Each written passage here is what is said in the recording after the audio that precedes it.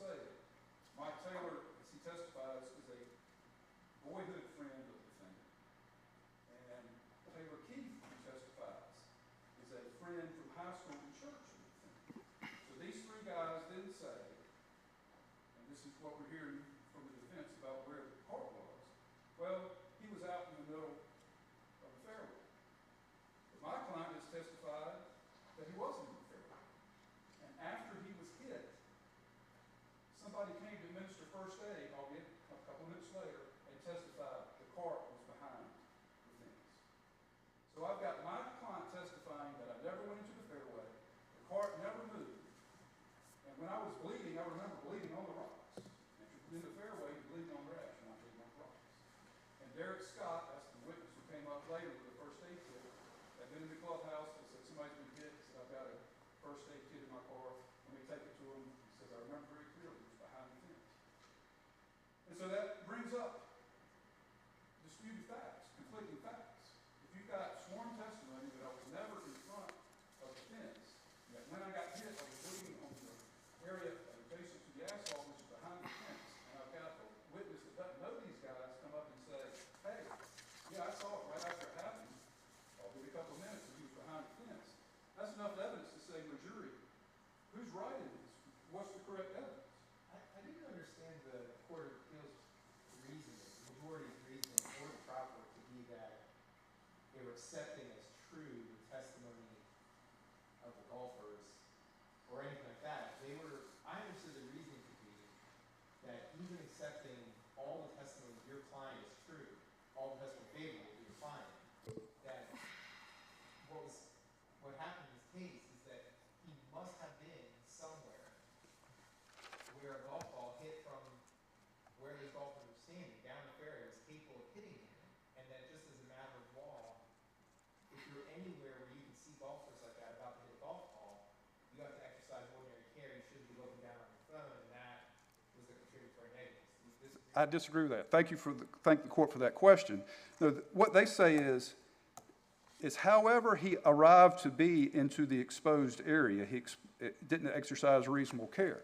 Well, if he was where they all testify he was behind a screen and wouldn't even be able to see these folks.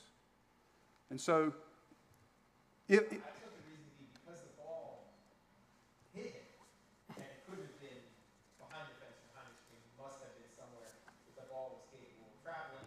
And if you're in a place like that, near a driving range where the ball could reach you, you need to due care to avoid getting it. Well, thank you for that question. I do not think that's what they were saying. I think that's what they are getting to without addressing the fact that he was behind here. And let me go to Taylor Keith's deposition, page 55. The defense asked this witness, if the golf cart that Glenn was in had still been in the same position where you saw it when you got your club, would Glenn have been hit by the golf ball? And the answer is, I don't know if it could have been hit or not. I mean, I've seen some crazy shots, especially by myself, but I don't know. And so he doesn't say, no, if he was safe, he wouldn't have been hit. He says, it's possible. What we contend, what our theory of the case is that when the ball was hit, as the defendant says, he mishit it, it sliced around and came around and hit the plaintiff. Well, by all accounts, even the witnesses that are there say that when he was parked behind the fence, he was safe. These witnesses contend that he got out in the fairway somehow and then got back into behind the fence after his eyes been hit. And this goes to the credibility of these witnesses. Taylor Keith testifies as to where the ball was, as to where the cart was. As to the best of my knowledge, I think it was toggling the fence. So that's different than the defendant. The defendant says it's completely out past the fence. This guy says it was toggling it. I do think some of it was a little bit in front of the fence, but I don't think the whole golf cart was. I really couldn't tell. I was not paying attention to where the golf cart was when he was hit. I was more worried about Glenn. He also goes on to say later that until the lawsuit was filed, and Mike Taylor says this, they never even looked to talk about where the cart was. Mike Taylor says, until I heard about a lawsuit, I was not worried about where the cart was. And two questions. One is,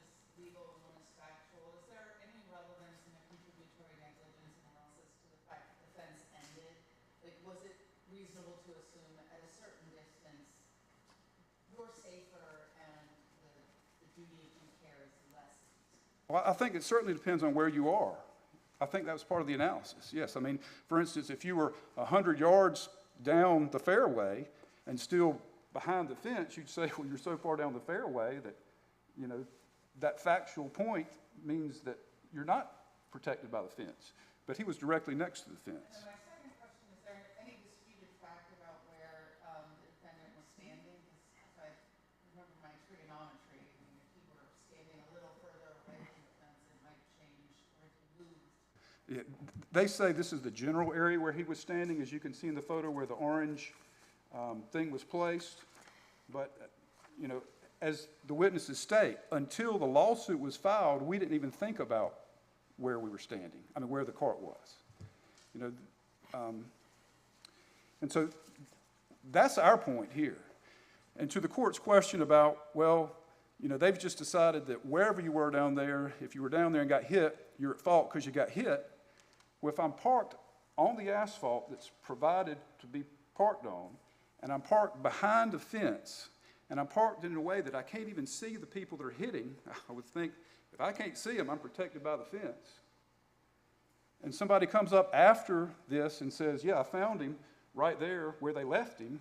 You know, they testify, these witnesses, that the two drivers of the cart, when we left, he was behind the fence on the asphalt and he was safe. And what happened is he went forward, and that's why he got hit. Doesn't explain how he got back by the time somebody came to help him. I realize that we're here on contrib, but if the scenario is what you've laid out, where's the underlying negligence? I appreciate the court for that question, but that's not before this court. I think there's questions that could be brought out about the way he hit the ball, about, because what they were trying to do was hit the ball so hard to see how hard they could hit it, and he ended up mishitting it. So, you know, if there's questions about that, but we're not here about that and haven't been ruled on. Well, it just seems to me that if your client was in a place that he could rightfully regard as being safe, that it's difficult to see how there was underlying negligence. That is a good question. I appreciate the court's question on that, but that is a question for the jury. You know, that's a question of reasonableness, question of how the defendant behaved, what he had been doing, how he hit the ball, and that type of stuff. But we're just here on contributory negligence, and we're saying that if there's evidence that he was behind the fence the whole time and he thought he was safe, then he has at least a jury should hear that question. I'm up here arguing about credibility of witnesses. That's something for the superior court. You know, we could find, you know, a reasonable jury could find this. What happened that day is the defendant went out to hit the ball as hard as he could. When he hit the ball as hard as he could, it went off in a direction that he didn't expect. It's reasonable, isn't it, that there are going to be people out on the driving range who are going to hit the bar as far as they can? Yes, sir. Yes, sir. But I'm just, through the process, so in other words, he didn't have to be in front of. In my case, it wouldn't be very far. But the defendant is making the point that he was right in front of me, just to the right a little bit, and I hit him, and it's his fault because he was out in front of me. And what we're saying is there's evidence that he was not out in front of you. There's evidence he was behind a screen where the parking area was put, and you could expect to be safe. I mean, you know, from the plaintiff's point of view, I'm sitting in a cart, I'm not hitting, it is a driving range in front of me, but I'm on a parking area behind the fence, and where the guys are hitting, I can't see them. Here's what I'm trying to get to, I Yes, think. sir. What's wrong with this reasoning? If it was foreseeable on the plaintiff's part that if he hit the ball, it might strike the area where the plaintiff was, then why wasn't it foreseeable? Then why shouldn't the plaintiff have foreseen that he could be struck? Well, thank you for the question. That is not before the court, but I think that's Well, no, the second part is, because that's contrib. Right. We obviously contend that when he was in that position, he was safe and felt safe. The defendant was in a different position and had a different viewpoint. You know, we just have these pictures and testimony months after the fact, as the defendants have said. You know, we didn't even think about it till after the injury and after the lawsuit. In fact, the defendant and the and Taylor Keith, when they went to the hospital, were saying, how could this have happened? How could this have happened? And only later do they decide that it happened because he pulled out, and even Taylor Keith testifies that they disagreed at that point. But to the question is, if the plaintiff is okay as not doing anything and he should feel safe, why didn't the defendant feel the same way, or why couldn't the defendant have the same access to that idea? Well, the defendant was in a different location doing something different than the plaintiff, and that was hitting the ball and was aware of what he was doing compared to the plaintiff just being placed in a spot that he thought was safe. I just want to make sure I'm clear on the facts. Is it undisputed that your client was only about 30 yards from where the defendant was hitting the ball? Correct. I'm sorry, thank you. Yes, That's correct. that is correct. And where he was hitting the ball was not right at the edge of the driving range. It was a little ways in. Correct. A little ways down the driving. Yes, Your Honor. And so from where your client was sitting, would he have reason to know that they were hitting 30 or however many yards down the driving range as opposed to at the beginning? He would have no knowledge of where they were hitting because all of his view was, he wasn't able to have any view. I mean, a reasonable person might have thought, as you've seen from the testimony, they're just 30 yards from the end of the fence. The fence goes back all the way to the clubhouse, over 100 yards. So if my client is sitting there thinking they're back at the clubhouse, there's no way he's going to get hit by this errant shot. They come out and are just 30 yards away, and so the location of where the ball was struck has something to do with this. And that's why I say the plaintiff and the defendant are in different parts of the course and have a little bit different view on this. Follow up on Justice Allen's question, I understood, and I guess I'm adding a little bit to what the majority said, but you could think of their reasoning as saying, unless you have evidence that there's something unusual about the ball, or, the type of golf ball was that you would expect it to move in a way that's different from an ordinary golf ball, that if it was possible that this group of golfers, in hitting that golf ball with that 6-iron, could strike your client in the face, that just by the nature of that occurring, your client was somewhere where he needed to use ordinary air to avoid being hit, and had conceded that he was not looking in the direction of driving range, he was looking down, and that would be contributory negligence. Well, I appreciate that question. That does go further than they say. I mean, and that's the difference in where he's sitting. If I'm sitting in the golf cart and I'm behind the fence, I can't see anything going on. And am I correct to assume that they're back at the front of there instead of 30 yards away? Well, I think that's a jury question. That's the back and forth of where he's supposed to be and where he's supposed to be hitting. And so that's the difference in the plaintiff and the defendant. The plaintiff has been sitting in a parking lot behind a fence where you're supposed to park. The driving range is over here. This is the first ball they've hit. Balls hadn't been going by, and you say, why didn't you notice? The very first ball that's hit, and the defendant is the one that has the ability to choose where he's lining up and how he's hitting the ball and where he's overswinging. And this is not something that only this ball could do. We're talking about a slice. That's all you're talking about. I mean, anybody's played golf, you're going to overswing, hit it so hard, you slice it or you hook it. And that's what we contend happened. And that was sort of my point, is that, to me, that might support what the majority is saying, that a reasonably prudent person at driving range knows that golf balls can travel like that. So if you're in a location where you actually got hit with a golf ball, it means you were somewhere, unless there's something unusual about that ball that can travel in a very unexpected way, you need to use the due care at all times, because you're in the potential range of all that's hit. thank the court for that question. What I would say to that is if you're sitting in a place that is fenced off and you are assuming, and question for the jury, that they're 200 yards down at the clubhouse at teeing off where you typically do it, they've been moving, the tees back and forth. We all will agree, I think even the defense will agree, Glenn didn't know where these guys were hitting from. They left the cart, went and got the balls all the way at the clubhouse. They're all the way back at the clubhouse. He's sitting there texting, and they come back just 30 yards away. And so couldn't you look at that and say, well, that's exactly why he needed to pay attention? Because he didn't know where they were. He didn't know how close they were. They could have been at the clubhouse, or they could have been where they were. Yes, thank the court for that question. You're correct. They could have been at either place, but is it a reasonable assumption, and this is a jury question, that I thought I was safe because of the fence, because of where I was placed, and because typically you hit from the clubhouse and not 30 yards down the fence. It was an unusual place they were hitting from. And when you go to a driving range, you don't tend to be 150 or 180 yards down and just 30 yards at the end. You tend to be at the front.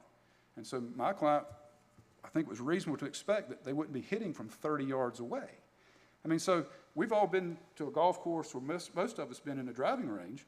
Well, we drive from the beginning of the driving range. It's very unusual that we've got this whole driving range. It's a couple of 100 yards long, and you're teeing off from 30 yards from the end of it, from where the 30 yards from where the fencing is. But I'm at 7.5 minutes, and I'd like to sit down and reserve that time. We'll hear from the appellee.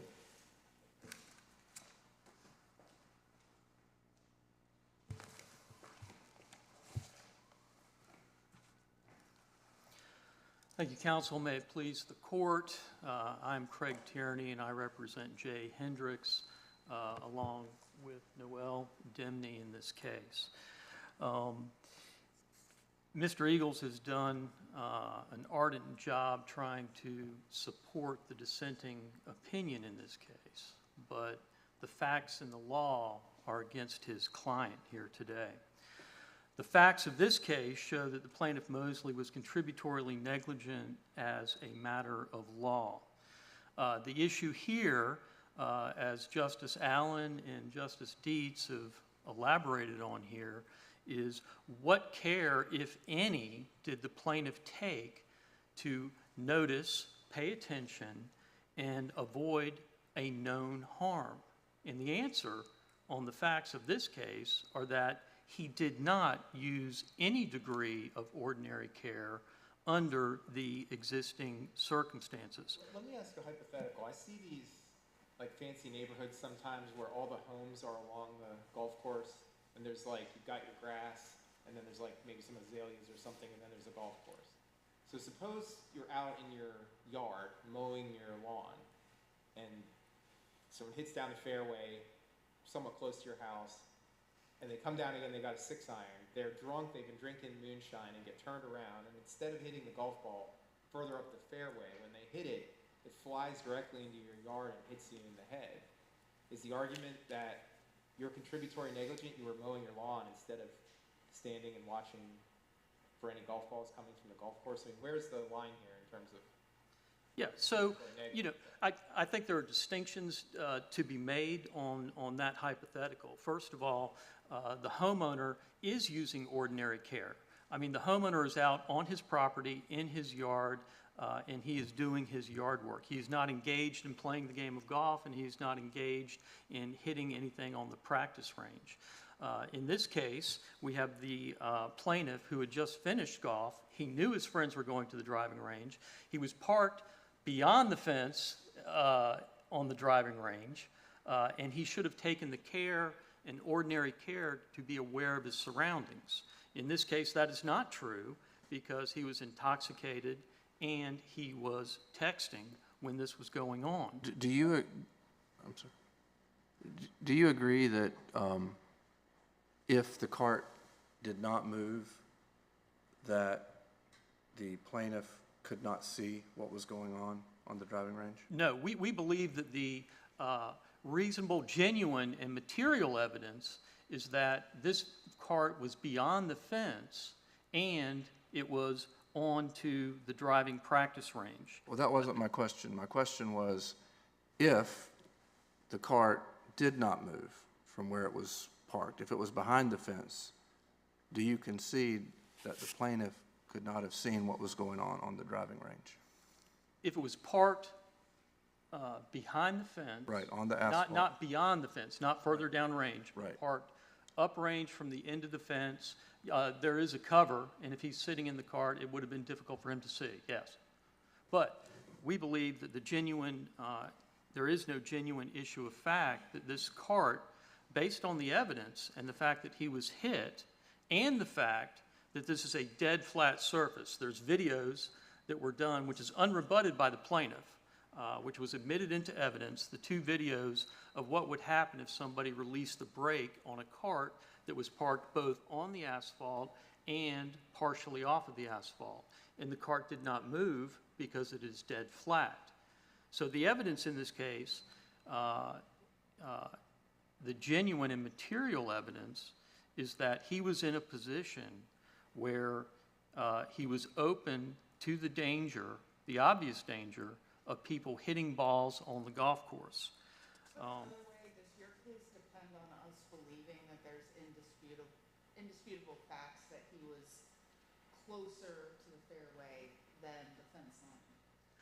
I think that all of the witnesses' testimony say that some degree of the cart was on, partially on that driving range.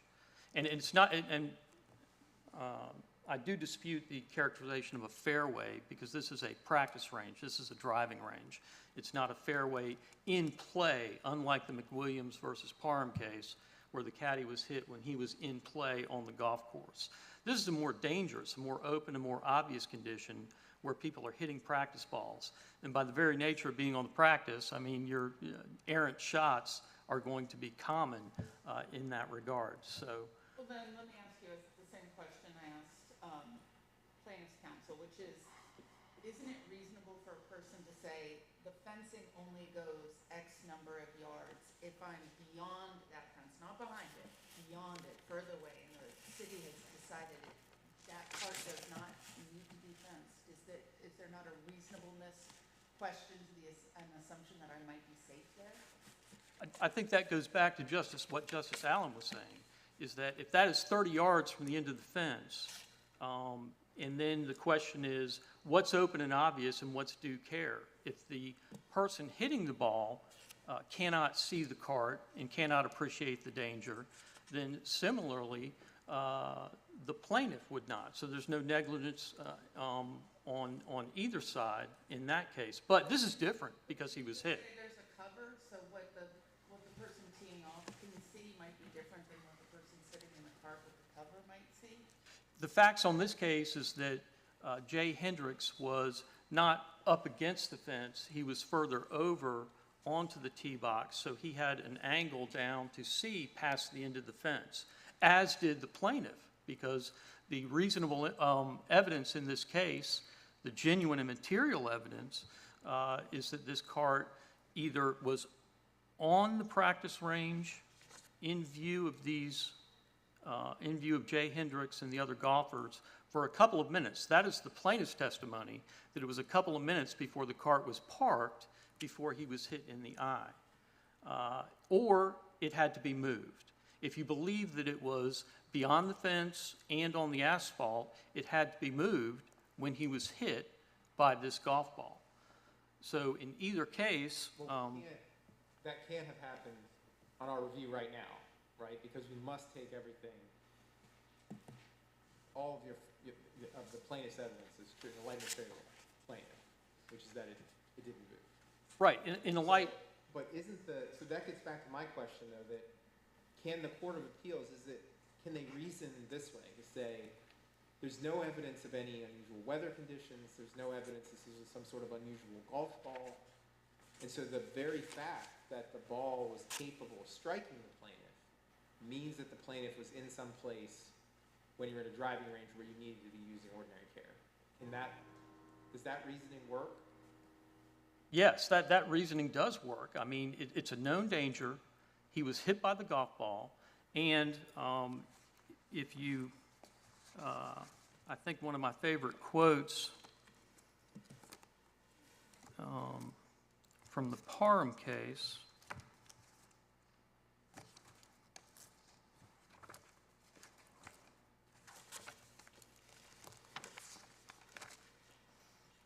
and this goes to your point, I think, in your illustration about the very fact that he was hit. He needs to have the awareness and the knowledge that this is a potential danger. And in the Parham case, this is a 1968 Supreme Court case, cited in the brief, it's common knowledge among players of the game and among those who enjoy it as spectators that good golfers, and occasionally even the best golfers, cannot always control the line of flight of the golf ball. Hooks and slices and other erratic shots are common occurrences. And in the case of beginners or duffers, they are more common. It's the rule rather than the exception. So if he is parked downrange by a practice range where people are hitting golf balls, you know, it's the Drawn and the Cullen cases that the Supreme Court has recently ruled on, where this court is saying to North Carolinians that individuals have to take due care for their surroundings and protect themselves from harm. And in this case, Mr. Moseley did not. He exposed himself to that danger.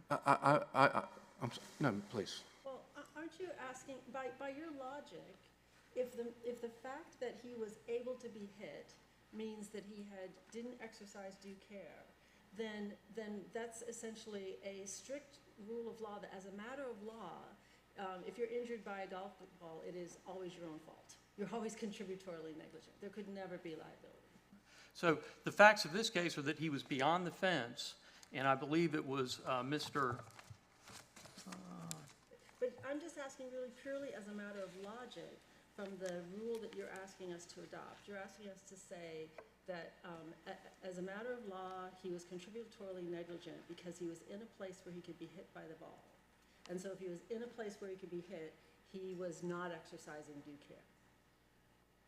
My argument is that he had stayed in a place that if he had used reasonable care, he would have been aware of the danger and he should have taken steps to move. If he was behind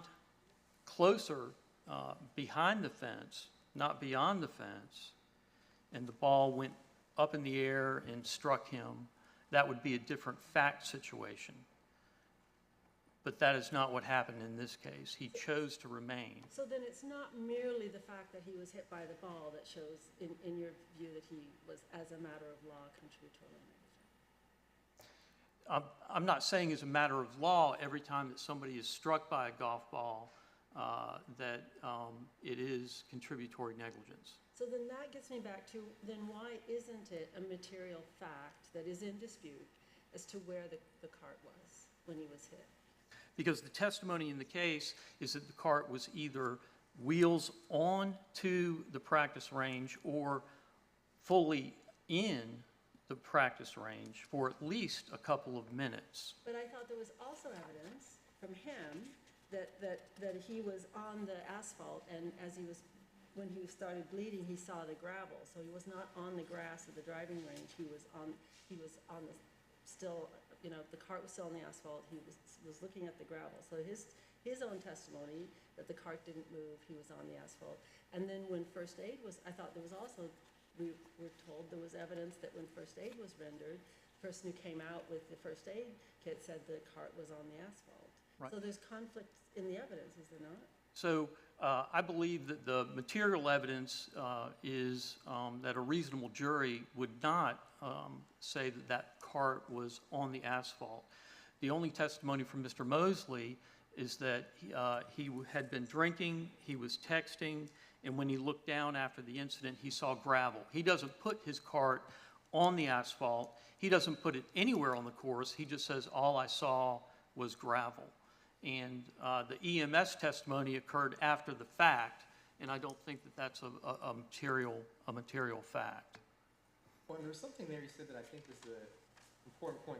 As I understand the majority, it was their reasoning would not be solely that if you're somewhere in a driving range where you're capable of getting hit by the golf ball, that it's contributory negligence.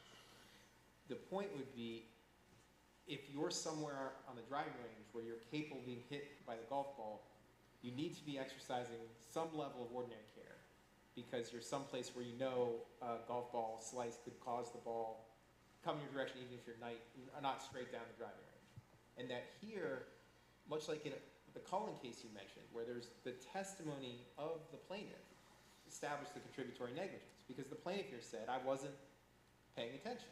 I was looking at my phone and not seeing if there were golfers nearby that were hitting a golf ball, even though I knew I was at the driving range. And so it's that testimony that creates the contributory negligence, not the fact that he got hit. That's what I understand the reasoning of the majority to be. Am I getting that right? Yeah, and I agree with that, and I do think that the Drawn decision and the Cullen decision support that and say that when you have knowledge or should have knowledge of a dangerous condition or something that could harm you as a plaintiff, then you need to take those steps and use ordinary care to protect yourself from that danger. And that's exactly what happened in the Drawn case with the church steps, and in the Cullens case with the hole in the ceiling, where the plaintiff knew she was not supposed to step on the insulation, but nevertheless she did. And in this case, this plaintiff knows that there is danger being exposed to a driving range. Errant shots are common in golf, and this plaintiff did not take care. He sat there for a couple of minutes without ever looking at what's going on there. He was intoxicated. He was texting to his wife about dinner plans, and he was looking down. He did not, there is no testimony that he did one single thing that day to make himself aware of his surroundings and protect himself from the danger that is just 30 yards away from him on the practice range. So he had all of this awareness, and there's not one single fact that the plaintiff can show that he did anything to protect himself from this danger. Did he have any reason to expect the defendant to be only 30 yards away from him? So they drove past the driving range from the golf course to get to the parking lot. And if you're familiar with golf, of course, they use different tees. Some are forward, some are in the middle, and some are backward. So that is an expected condition on a practice range, that there would be different tee boxes. But simply put, he didn't do one thing to protect himself from this. And the law in North Carolina, as this court has recently held in the Cullen and the Drawn case, is that you need to take steps from a known dangerous condition to protect yourself. And Exhibit 2 has your defendant's Exhibit 2 that was in the appendix has a picture of a golf cart there. It's got looks like a plexiglass windshield. Would that be an accurate depiction? Any testimony as to whether that's an accurate depiction of the type of golf cart that was used? I believe that is an exemplar golf cart that was used. And would the plaintiff have been sitting in the driver's seat or the passenger seat? He was sitting in the passenger seat, but he does not recall if he moved. And which eye was he hit in? That I'm not sure. Left eye? So somehow the ball would have to pass through where the driver would have been sitting to hit somebody in the passenger seat. My understanding is that is how it happened. The ball went through the driver's area, and he was either in the driver's seat or in the passenger seat at that time, on his phone, texting. And I believe my time is run, 15 minutes? You got 12 minutes and 34 seconds. 12 minutes, 30, okay. Right. Okay. So, for these reasons, we believe that the Court of Appeals majority opinion should be affirmed. I'm happy to answer any other questions. Thank you, counsel. Thank you.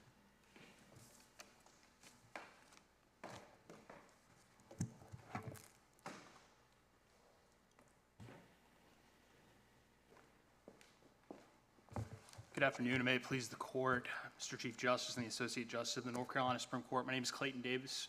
I, alongside Ms. Emily Colley-Shulk and Mr. Jim Colley, represent the appellee in this matter, City of Wilson. Throughout the course of this argument, there has been a discussion about one singular issue, and that is contributory negligence. We agree that the Court of Appeals, the Supreme Court could dispose of this case by affirming the majority's conclusion affirming contributory negligence. However, this case is here on the basis of the dissent, and it is our contention there are two issues currently before this court. I want to be mindful of the court's time and not taking too much time, because this issue has not been argued by the appellant in briefing. It has not been argued by the appellant here today. It's our position that this issue of governmental immunity is proper before this court because it was the basis of the dissent. The dissenting judge provided extensive reasoning for that basis. It's our contention that the dissenting judge erred in her conclusion in finding that contributory negligence, governmental immunity did not apply to the city in this case. We could not avoid liability under that theory. In support, we contend that the dissenting judge failed to take into account the additional Williams factors. The estate of Williams v. Pasquotank County case lays out extensive factors that a court, when analyzing governmental immunity, must consider. It's our contention that the dissenting judge erred in only analyzing the threshold inquiry, which should have resulted in additional factors being analyzed by the dissenting judge. And those factors are if a specific function can be conducted by both a public and private entity, then you have to look at whether or not this is a function where the acts of purported negligence, there was a substantial amount of fees that were charged. It's our contention in this case that there were not substantial fees charged. The function that we are arguing should have been shielded under governmental immunity as it applies to the city are the location of the tees and the length of the fence. Now, there has been some discussion in the dissent about the purported over-serving of the plaintiffs in this matter and other individuals that were present. It's our contention that that specific act is not proper before the court. It should never have been considered by the dissenting judge because the complaint that was filed in this matter and the amended complaint filed by the plaintiff did not include that theory. And as the case Anderson v. Simos tells us, that if the complaint is not amended, the underlying theories of negligence that are asserted become the theories for which the plaintiff can argue a trial.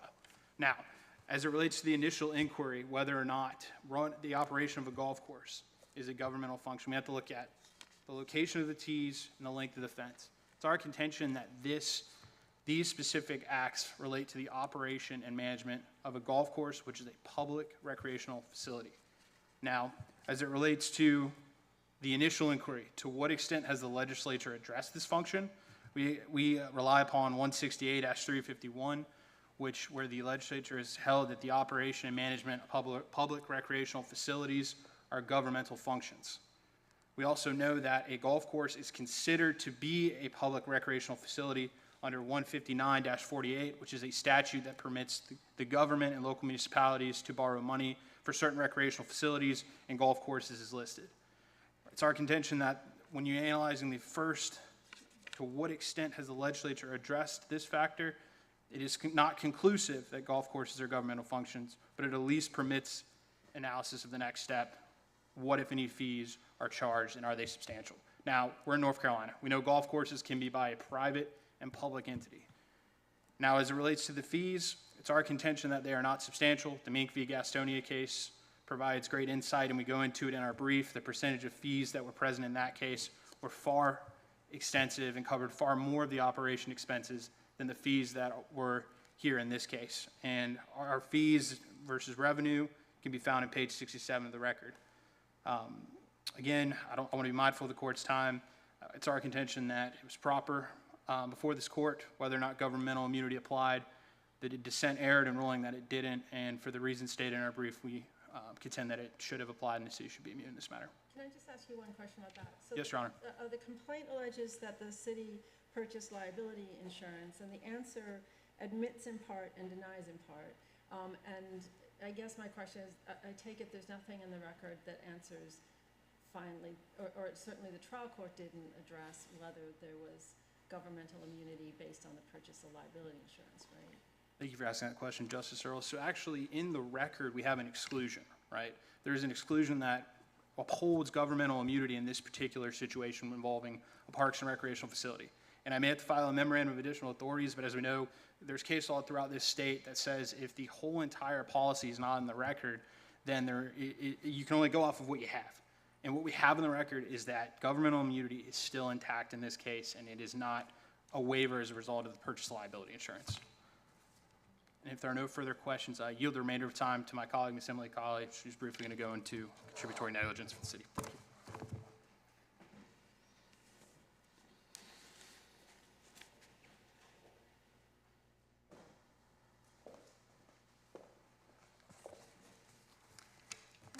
you. Good afternoon, and may it please the court. My name is Emily Colley Shulkin, and I'm here with my colleagues, Mr. Clay Davis, Mr. Jim Colley, on behalf of the City of Wilson.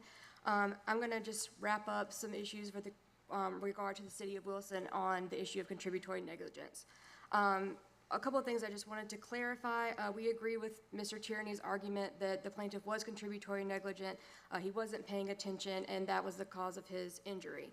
There was a few things that plaintiff's counsel had said that he was behind the fence, and I just wanted to clarify that the testimony in our record on the evidence before this court is that it was behind the fence line. So speculating that the fence would have continued, then the plaintiff would have been behind the fence line, not the fence. The protective fencing was in fact provided by the city. The plaintiff was struck by a low trajectory drive. The expert testimony by Mr. Chris Spence on the record, pages 84 and 85, he testified that the plaintiff would not and could not have been hit if he was behind the fence. So there was a lot of questions regarding location. It's our contention that the location actually doesn't matter. It doesn't need to go before a jury because our expert has said that if the plaintiff was behind the fence, he could not have been hit. And I think Justice Dees was getting to that about what the Court of Appeals is kind of implying in that. Ultimately, the plaintiff was not behind the fence. He put himself in danger, and therefore he owed himself a duty of care. The court has found this in other sporting cases. In Pierce v. Murnick, there was a spectator who was hit by a wrestling contestant. The court found that he should have known, or he either knew or he should have known that that was a possibility. In Erickson v. Lexington Baseball Club, I liked the court's finding. They said that the court held that by sitting in an unscreened area with full knowledge of the danger, the plaintiff either voluntarily assumes the risk of his situation or failed to exercise due care to protect himself from natural dangers incident to the situation. And that's similar to the case here. The plaintiff had the opportunity to put himself behind the protective netting, and he did not. He was not paying attention. He was told, in fact, I think there was a question about this as well, that his friends were going to go hit the ball on the driving range. There is a bit of an elevated risk with the driving range. By no means are we saying that that every person hit with a ball is a contributory negligent. Of course, there are areas on the golf course where texting might be appropriate. Beside the driving range, especially given this plaintiff's knowledge, that is not one of those places, and therefore he should be held responsible and barred from recovery. I also just briefly wanted to touch on the open and obvious hazard, which is a theory of contributory negligence that this court has upheld several times. We would contend that a flying projectile of a golf ball, particularly as on the driving range, is an open and obvious risk that the plaintiff was aware of and didn't take reasonable caution to avoid. The plaintiff even admitted that the place where he was sitting, or one of the alleged locations that he was sitting, he would not even park his car for risk of being hit. So it doesn't follow that he would stay there if he was paying attention based on that testimony. Just to wrap things up, just in viewing all the evidence and most favorable plaintiff, there is no genuine issues of material fact for plaintiff's failure to take reasonable steps to avoid the danger. Plaintiff, by his own admission, was familiar with the game of golf. He owned his own clubs. He even once lived on a golf course. Despite him being very aware of these potential dangers and hazards and the open and obvious risk of the flying golf ball, he did not pay attention. He did not move when, in reality, all he had to do was simply look up. For the foregoing reasons, the court should affirm the Court of Appeals decision, and if there are no further questions, and I do have a question. Yes. So, in the Cullen case, the plaintiff could have avoided the injury had she looked behind her. Here, you said it's a low-flying projectile. Is it a jury question whether, had the plaintiff looked, he could have avoided the ball? It would be if but again, going back to the location, so where he was located, viewing the light most favorable to him, he could have seen, and all he had to do was look up. However, if he was behind the protective netting that was provided due to the fence, he most likely would not have seen, but the low trajectory ball would have hit the fence rather than the golf cart. The fence there's a solid fencing of about 6 feet high, which is taller than your average golf cart. So if he was not behind the fence, but was simply down the fence line, you don't think it's a jury question whether, had he been looking, he could have avoided being struck? That if he was further down the fence line? Yeah, would he have had time to react is what I'm sort of getting at. Is that not? I would argue that he would have had time to react if he had been paying attention, yes, Your Honor. So how is that taking the evidence in the light most favorable to the plaintiff? Because he wasn't paying attention, No, so. If we're inferring facts or making inference in his favor, if you're only 30 yards down, whether or not you're looking at the phone or not might not be sufficient time, particularly in an inebriated state, to react and move. So on this particular issue, I just don't follow your logic on why that assumption is taking evidence in favor of the plaintiff. I guess that was more to the location. It was, assuming that he was all the way back, looking at that location evidence, that, I'm out of time, can I answer your question? Thank you, counsel. Rebuttal.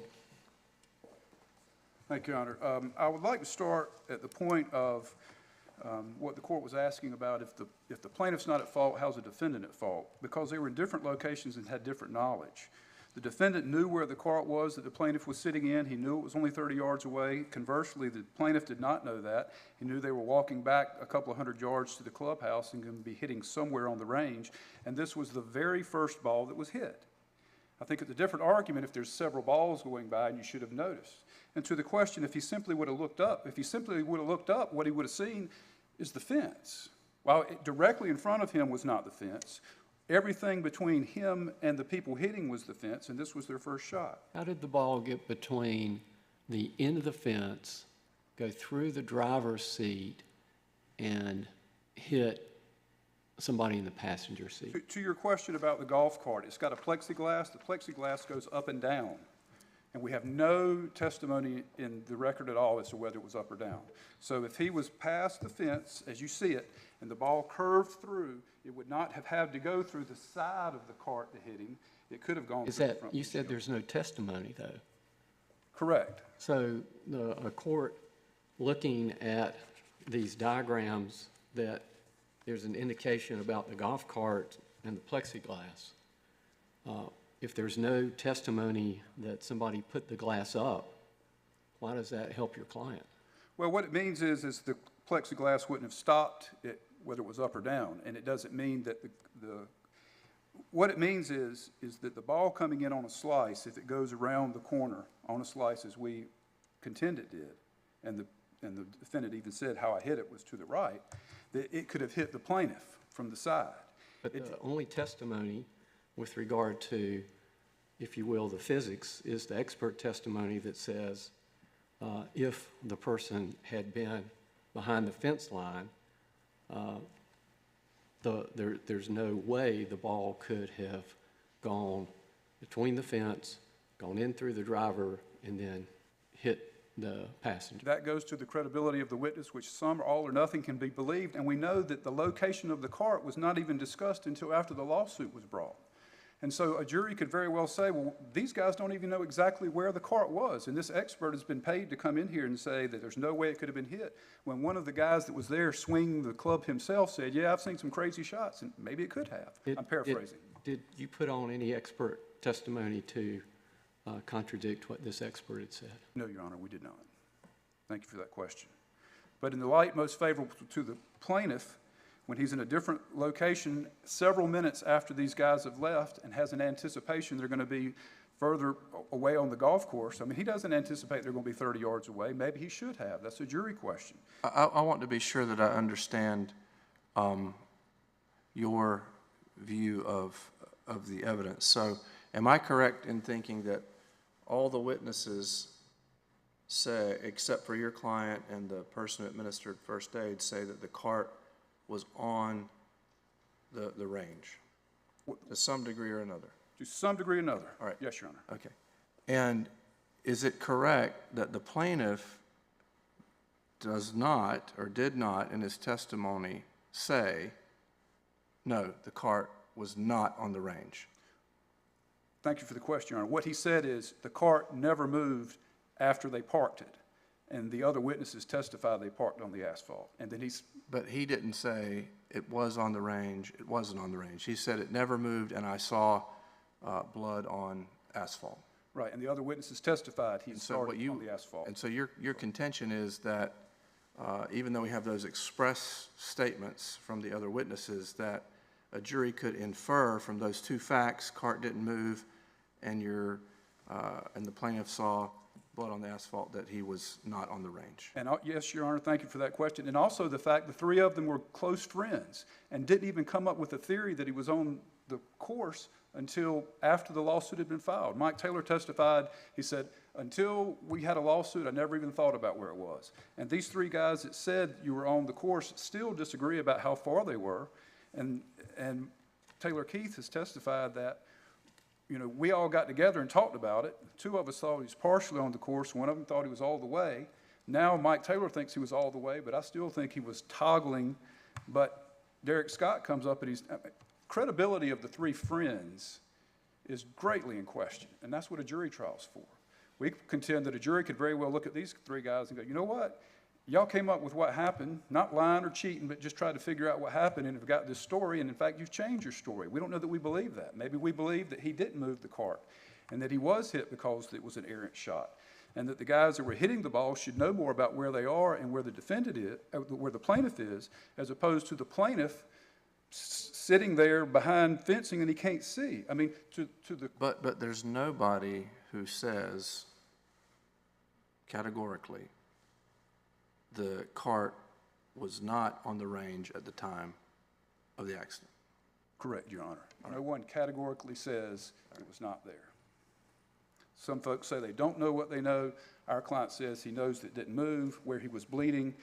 Derek Scott says afterwards it was behind the fence, it was not on. And so in the light most favorable to the plaintiff, what we say is it reasonable for you to sit in a parking lot, in a cart, where they've stopped, where you're behind the fence line, you can't see anybody hitting, not one single ball has gone by, and the first ball that comes by hits you. I mean, as we know, it's not negligence in the air. Just because you get hit, you're not at fault. You've got to have done something wrong. And so if he would have looked up, you know what he would have seen? A fence line.